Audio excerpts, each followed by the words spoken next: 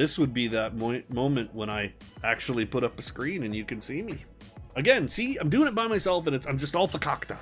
I'm fakakta. Tonight on the pour, we're going to make this a quick one. We're going to cut these down to like 4 or 5 minutes per beer because they're just too long.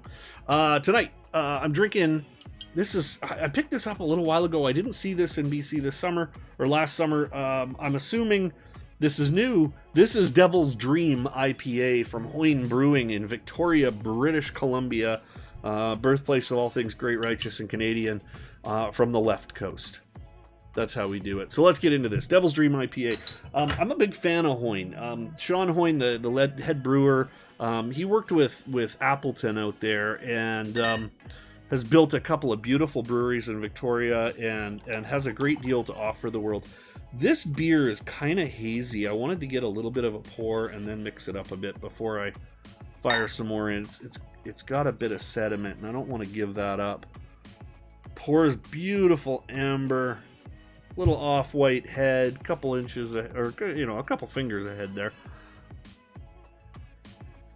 Super hoppy nose, but not over the top. Really, it's kind of refreshing. It's a very fruity,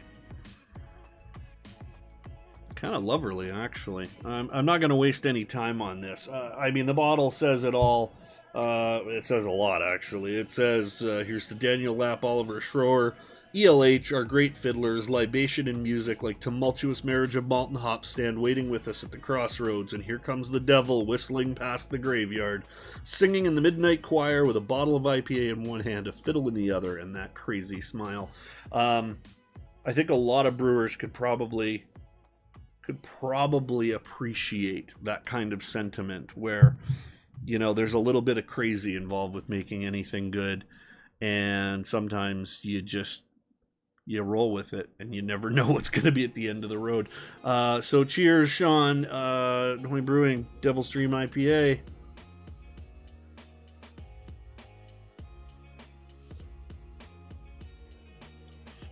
Oh, that's a mouthful. Big resinous hops. A lot of bite. A lot of malt, but on the finish, it's got a very... I often call it iced tea. There's sort of a sweet but tannin, sort of dry sweetness that comes out at the end from those resinous hops. It's really quite beautiful.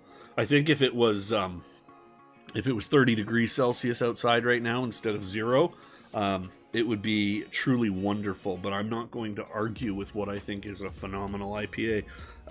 This will go on my list of to buy agains. It's actually fantastic. Lots of malt to hold up that hoppy profile. The resin, not over the top, but it's certainly there. It's got a long-lasting hoppy bitterness, but perfectly balanced in this type of an IPA, and super tasty. And I mean, how can you go wrong with super tasty? I'm just saying.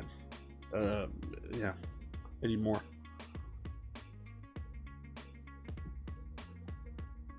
That's another great beer by Hoyne. Their Dark Matter I'm a big fan. It's a 6% IPA, so it's a little heavy.